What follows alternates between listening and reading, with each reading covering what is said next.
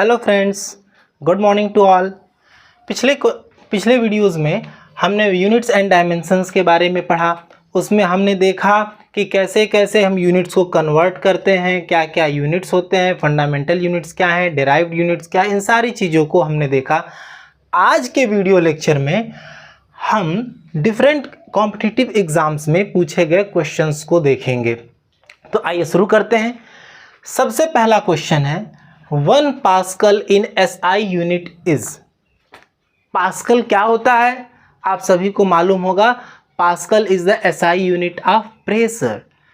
दाब का एसआई मात्रक होता है पास्कल। अब पास्कल को और किन रूपों में अभिव्यक्त किया जा सकता है, हम कैसे लिख सकते हैं? तो ऑप्शंस हैं 1 newton per metre square, 1 newton per metre, 1 Newton metre square या 1 डाइन पर सेंटीमीटर स्क्वायर। तो सबसे पहला अगर हम एलिमिनेशन के प्रोसेस को देखें, 1 पास्कल इन एसआई यूनिट, आपसे क्या पूछ रहा है? SI unit. डाइन कौन सी यूनिट होती है? डाइन होती है सीजीएस यूनिट। सेंटीमीटर कौन सी यूनिट है? ये भी सीजीएस यूनिट। यानी इस ऑप्शन को तो आप सबसे पहले एलिमिनेट कर सकते हैं, सबसे पहले हटा सकते हैं। बाकी बचते हैं तीन ऑप्शंस। तो अब देखिए 1 पास्कल, पास्कल होता क्या है? प्रेशर की यूनिट। तो प्रेशर का फॉर्मूला क्या है? Pressure is equal to force by area, बल बटा क्षेत्रफल। अब बल का फॉर्मूला क्या होता है? बल का फॉर्मूला होता है न्यूटन और एरिया का मात्रक होता है, बल का मात्रक है न्यूटन और एरिया का मात्रक है मीटर स्क्वायर। तो यहां से आप देख सकते हैं यह हो जाएगा न्यूटन पर मीटर स्क्वायर। यानी प्रेशर का प्रेशर के मात्रक एसआई मात्रक को ही तो हम पास्कल बोलते हैं। यानी 1 pascal is equal to 1 newton per metre square. तो इसमें से आपका कौन सा ऑप्शन सही है? इसमें से आपका फर्स्ट ऑप्शन सही है। 1 pascal in SI unit is equal to 1 newton per metre square. चलिए आइए नेक्स्ट क्वेश्चन पर आते हैं कि which is not fundamental SI unit. इसमें से कौन से, ये चारों ऑप्शंस जो दिए गए हैं, एम्पियर, कैंडेला, न्यूटन और केल्विन, इसमें से कौन सा फंडामेंटल एसआई यूनिट नहीं है? आपसे क्या पूछा जा रहा है? कौन सा फंडामेंटल यूनिट नहीं है? तो इसमें सबसे पहला एम्पियर। एम्पियर क्या होता है? Ampere is the SI unit of current, ठीक, सभी लोग जानते हैं। कैंडेला क्या होता है? Candela is the SI unit of luminous intensity, ज्योति तीव्रता का मात्रक होता है कैंडेला। न्यूटन क्या होता है? फोर्स का एसआई मात्रक है न्यूटन। और केल्विन क्या होता है? टेम्परेचर का एसआई मात्रक है। तो यानी आपको जो चारों ऑप्शंस दिए हुए हैं, ये चारों ऑप्शंस एसआई मात्रक दिए हुए हैं। लेकिन आपसे क्या पूछा जा रहा है? एसआई मात्रक तो हैं लेकिन फंडामेंटल कौन सा नहीं है? तो आपको मालूम होगा कि 7 फंडामेंटल सिस्टम्स होते हैं, जिसमें से एम्पियर होता है, कैंडेला होता है और केल्विन होता है। ये तीनों ऑप्शंस जो है एसआई, ये फंडामेंटल यूनिट्स हैं। लेकिन न्यूटन आपका डेराइव्ड यूनिट है। क्यों? क्योंकि न्यूटन आता है मास और एक्सेलरेशन के प्रोडक्ट से। अब एक्सेलरेशन फिर वेलोसिटी और टाइम के डिवीजन से आता है। तो यानी न्यूटन आपका एक डेराइव्ड यूनिट हो गया। यानी इस क्वेश्चन का सही ऑप्शन हुआ न्यूटन। क्यों? क्योंकि ये पूछा जा रहा था विच is not fundamental SI unit, कौन सा फंडामेंटल नहीं है। ये तीनों फंडामेंटल हैं बट ये फंडामेंटल नहीं है, ये डेराइव्ड है, ये व्युत्पन्न मात्रक है, इसलिए सी ऑप्शन सही है। क्वेश्चन नंबर 3 है dimensional formula of power. Power का डायमेंशनल फॉर्मूला क्या होता है? विमीय सूत्र। पावर का क्या अर्थ है? पावर को हिंदी में कहते हैं शक्ति। तो शक्ति का विमीय सूत्र क्या है? ऑप्शंस हैं mLT to the power -2, mL square T to the power -2, mL square T to the power -3 and mL to the power -1 T to the power -2। चारों ऑप्शंस में से कौन सा ऑप्शन सही है? तो बच्चों सबसे पहले समझिए पावर क्या होता है। What is power? पावर का फॉर्मूला होता है वर्क अपॉन टाइम। कार्य हम कर रहे हैं, कार्य कितने समय में किया जा रहा है, तो प्रति समय में यानी प्रति सेकंड में। अगर हम टाइम को हम एसआई यूनिट में लें तो हम कहेंगे प्रति सेकंड में हम कितनी ऊर्जा व्यय कर रहे हैं, या फिर हम प्रति सेकंड में कितना कार्य कर रहे हैं, उसी को हम पावर कहते हैं। अब पावर वर्क की एसआई यूनिट क्या होती है? वर्क की एसआई यूनिट होती है जूल, और जूल का मात्रक क्या होता है? अगर यहाँ तक आपको याद है तो आप डायरेक्ट लिख सकते हैं, नहीं याद है तो आप क्या करेंगे, इसको और तोड़ लीजिए। वर्क को आप लिख सकते हैं force into displacement, force into displacement upon time. अब यहां से देख लीजिए फोर्स का विमीय सूत्र क्या है? फोर्स का विमीय सूत्र है ml t to the power -2। Displacement तो डिस्टेंस ही होता है, तो डिस्टेंस का विमीय सूत्र क्या होगा? l। टाइम का एसआई मात्रक क्या है? सेकेंड, और टाइम का विमीय सूत्र क्या होगा? टाइम का विमीय सूत्र है t, लेकिन ये डिवीजन में है तो हम डिवाइडेड कर दिए इसको। अब इसको हम सॉल्व करेंगे तो हम इसे लिख सकते हैं इज इक्वल टू, ये देखिए ml, ये l और l इसके साथ मल्टीप्लाई हो जाएगा और ये हो जाएगा ml square t to the power -2 divided by time t, यानी ml स्क्वायर t के पावर -3। अब इसमें से कौन सा ऑप्शन मैच कर रहा है?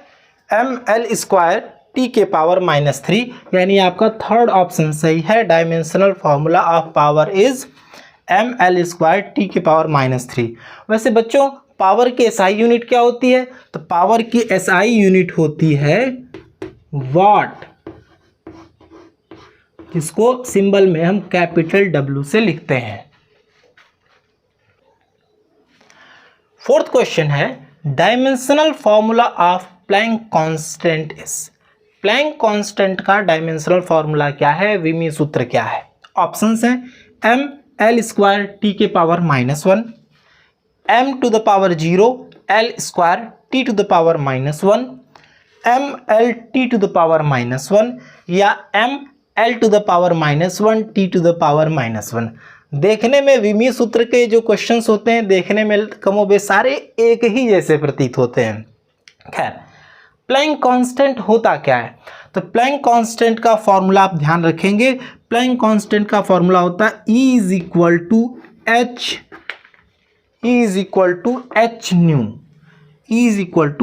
न्यू, जहां पर E क्या है? E is the energy of photon.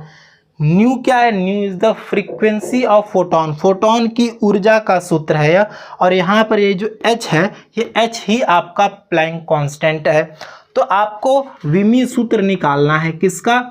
Energy का। तो h का, तो प्लैंक कांस्टेंट का एनर्जी विमीय सूत्र निकालना है तो E अपॉन न्यू, यह हुआ।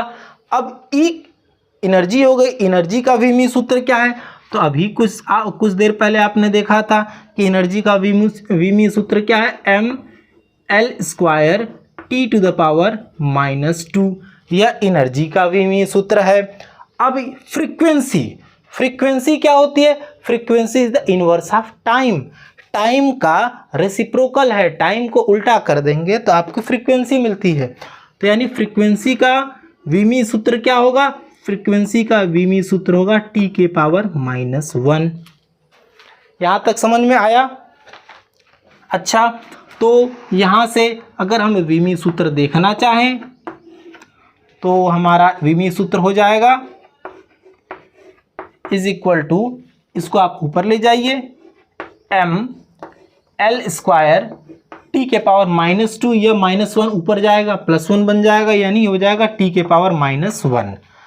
तो आपका प्लैंक कांस्टेंट का विमीय सूत्र हुआ ml² टी के पावर -1। इसमें से कौन सा ऑप्शन सही है? तो इसमें से फर्स्ट ऑप्शन सही है। Dimensional formula of Planck constant is ml² T के पावर -1। नेक्स्ट क्वेश्चन है dimensional formula of entropy is. Dimensional formula of entropy, entropy का विमीय सूत्र क्या है? mLT⁻³ थीटा, फिर ml² टी के पावर -2 θ⁻⁻1, ml² टी के पावर -3 θ², ml⁻2 t⁻3 θ⁻1। अब इन ऑप्शंस में आप देख रहे होंगे थीटा भी एपियर होने लगा, अभी तक तो थीटा एपियर नहीं हो रहा था। तब थीटा क्या है?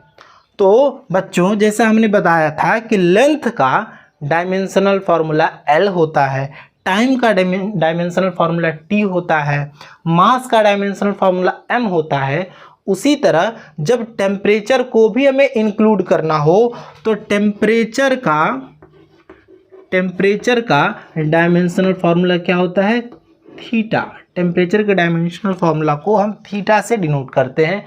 किसी किसी किताबों में इसको के से भी डिनोट किया जाता है, तो उससे कोई फर्क नहीं पड़ता आप थीटा से डिनोट करें या फिर के से डिनोट करें। ओके, तो what is the dimensional formula of entropy? अब एंट्रोपी का डायमेंशनल फार्मूला क्या है? तो एंट्रोपी का फॉर्मूला पहले याद रखें। किसी भी चीज का अगर आपको डायमेंशनल फार्मूला निकालना है, अगर आपको उसका फॉर्मूला याद है तो आपके लिए चुटकियों का खेल है। तो व्हाट इज एंट्रोपी? एंट्रोपी को हम लिखते हैं ds is equal to delta Q by T. Delta Q by T. Entropy होती क्या है? एंट्रोपी इज अव्यवस्था। किसी सिस्टम में कितना ज़्यादा रैंडमनेस है, कितना ज़्यादा अव्यवस्था है, उसका माप है यह delta Q by T. Q क्या है? क्यू आपको हीट का क्यू आपका हीट का सिंबल है, तो heat is the type of energy. Heat भी तो एक ऊर्जा है, तो ऊर्जा। और यहाँ पर नीचे ये क्या है? ये आपका टेम्परेचर है, आपका टाइम नहीं है, ध्यान रखिएगा। ये आपका टेम्परेचर है, टेम्परेचर इन केल्विन स्केल। तो डायमेंशनल फार्मूला ऑफ क्यू क्या हो जाएगा? यानी ऊर्जा का डायमेंशनल फार्मूला हो जाएगा ml² टी के पावर -2 अपॉन टेम्परेचर। टेम्परेचर का डायमेंशनल फार्मूला क्या होगा? टेम्परेचर का डायमेंशनल फार्मूला है थीटा। तो बस आप इसे ऊपर लेकर चले जाइए, ml² टी के पावर -2 इंटू θ⁻1, यानी मैं इसको ऐसे लिख सकता हूँ थीटा के पावर -1। तो इसमें से कौन सा ऑप्शन सही है? इसमें से यह ऑप्शन देखिए, ml² टी के power -2 θ⁻1। So our second option is correct. Sixth question है 1 nanometre is equal to. Basically एक कन्वर्जन का सवाल है। 1 नैनोमीटर बराबर कितना होगा? 10⁻⁻4 सेंटीमीटर, 10⁻⁻7 सेंटीमीटर, 10⁻⁻8 सेंटीमीटर या फिर 10⁻⁻9 सेंटीमीटर। बच्चों आपने वो फॉर्मूला पढ़ा होगा, जब मैं आपको कन्वर्जन पढ़ा रहा था तो हमने आपको बताया था कि 1 metre is equal to 10⁹ nanometre. 10 के पावर्स के बारे में जब हम पढ़ रहे थे तो हमने बताया था 1 metre is equal to 10⁹ nanometre. यानी अगर हम इसको कन्वर्ट करें, 1 nanometre is equal to 10⁻⁻9 metre. यहाँ तक बात समझ में आई? अब देखिए आपका कोई भी ऑप्शन मीटर में नहीं है। 10⁻⁻9 तो आपका मैग्नीट्यूड यहाँ से मैच कर रहा है। आप तुरंत यहाँ देखेंगे, तुरंत यहाँ टिक लगा देंगे तो ये गलत हो जाएगा। क्यों? क्योंकि यूनिट इसके डिफरेंट है, सेंटीमीटर। सारे ऑप्शंस आपके सेंटीमीटर में है। तो अब आप इसको सेंटीमीटर में कन्वर्ट करेंगे तो 1 मीटर बराबर कितना सेंटीमीटर? तो 1 मीटर बराबर 100 सेंटीमीटर, यानी 10⁻⁻9 इंटू 100 या को हम लिख सकते हैं 10 के पावर 2, तो 10 इतना सेंटीमीटर हुआ। इसको आप सॉल्व करेंगे, कितना आएगा 10 टू पावर -9 10 पावर 2 यानी 10 टू द पावर -7 सेंटीमीटर, यानी 1 metre is equal to 10 to the 1 nanometre is equal to 10 to the power -7 centimetre. तो आपका ये सेकेंड ऑप्शन सही है।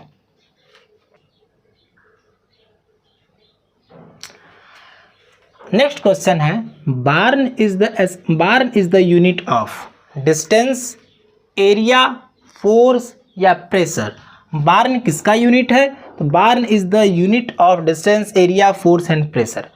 अब ये इसमें आप कुछ ऑप्शन नहीं लगा सकते, इसमें आपको डायरेक्ट याद होगा तभी आप इस पर टिक लगा सकते हैं। तो बार्न होता क्या है?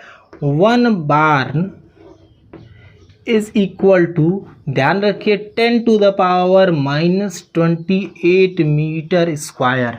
और मीटर स्क्वायर किसकी यूनिट होती है? Metre square is the unit of area.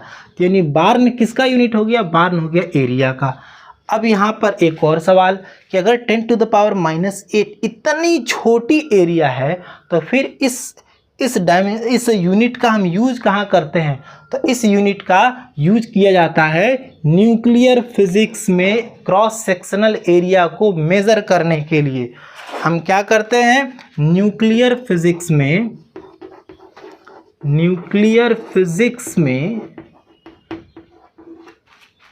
इसका यूज होता है एरिया ऑफ क्रॉस सेक्शन।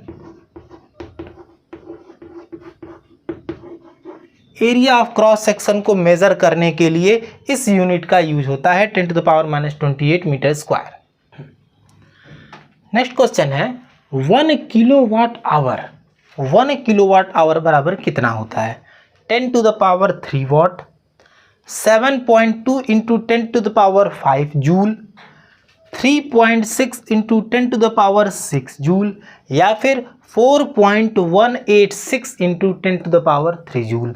तो सबसे पहले बच्चों ये जानिए कि किलोवाट आवर होता क्या है। अगर आपको पिछले वीडियोस का लेक्चर याद होगा तो आपको मालूम होगा kilowatt hour is the unit of energy, या एनर्जी का यूनिट है। तो अगर आप इतना फैक्ट भी आपको मालूम है तो इससे आप इस ऑप्शन को तो आसानी से एलिमिनेट कर सकते हैं, क्योंकि यह तीनों ऑप्शंस आपके जूल में है और यह ऑप्शन पावर का यूनिट है, यह एनर्जी का यूनिट नहीं है, यह पावर का यूनिट है। तो यह ऑप्शन तो एलिमिनेट हो गया। और अब बाकी ऑप्शंस के लिए 1 किलोवाट आवर बराबर होता क्या है? तो 1 किलोवाट आवर बराबर आप इसको लिख सकते हैं 10 to the power 1000 into watt, 10 to the power 3 watt into 1 hour. ठीक, अब 10 टू द पावर 3 वाट को आप यानी 1 जूल पर सेकेंड इंटू 1 आवर। 1 आवर को भी आप सेकेंड में कन्वर्ट कर लीजिए। 1 घंटे में कितने सेकेंड होते हैं? तो 1 घंटे में 3600 सेकेंड होते हैं। इस सेकेंड से सेकेंड कट जाएगा और आप इसको नोट डाउन कर सकते हैं। तो 36 इंटू 10 के पावर 5 जूल, यानी आप इसको लिख सकते हैं 1 kilowatt hour is equal to 36 into 10 के पावर 5 जूल। अब देखिए आपका कोई भी ऑप्शन इससे मैच नहीं कर रहा हो तो आप इसको और ज़्यादा मॉडिफाई करिए। इसको साइंटिफिक नोटेशन में अगर हम लिखें तो 3.6 into 10 to the power 6 joule. आपका यह ऑप्शन सही है। 1 kilowatt hour is equal to 3.6 into 10 to the power 6 joule. एक इंफॉर्मेशन और, इस 1 किलोवाट आवर को हम आम भाषा में यूनिट भी बोलते हैं। जैसे जब कहा जाता है घरों में कितनी बिजली है, इस महीने हमारी बिजली का बिल आया, इस महीने हमारा 40 यूनिट बिजली उठी, तो 40 यूनिट का मतलब क्या? तो 40 यूनिट का मतलब हो गया 40 kilowatt hour. Question number 9, intensity of sound is measured in. Sound की इंटेंसिटी, ध्वनि की तीव्रता को कैसे मेजर किया जाए, किस यूनिट्स में व्यक्त करते हैं? तो मीटर में या फिर किलोग्राम में या फिर डेसिबल में या फिर लीटर में। तो इंटेंसिटी ऑफ साउंड, अब देखिए मीटर तो डिस्टेंस की यूनिट है, किलोग्राम आपका मास का यूनिट है, डेसिबल आपका साउंड की इंटेंसिटी का यूनिट है, और litre is used for volume. अगर आपको आयतन मेजर करना हो तो उसके लिए आप लीटर यूज करते हैं। तो यानी decibel is the correct option. Intensity of sound is measured in decibel को शॉर्ट में स्मॉल डी कैपिटल बी इस नोटेशन से लिखा जाता है। Question number 10, ounce is the unit of mass, density, volume या फिर डिस्टेंस। आउंस जो है मात्रक है। आउंस किस चीज का मात्रक है? द्रव्यमान का या फिर घनत्व का, आयतन का या फिर दूरी का।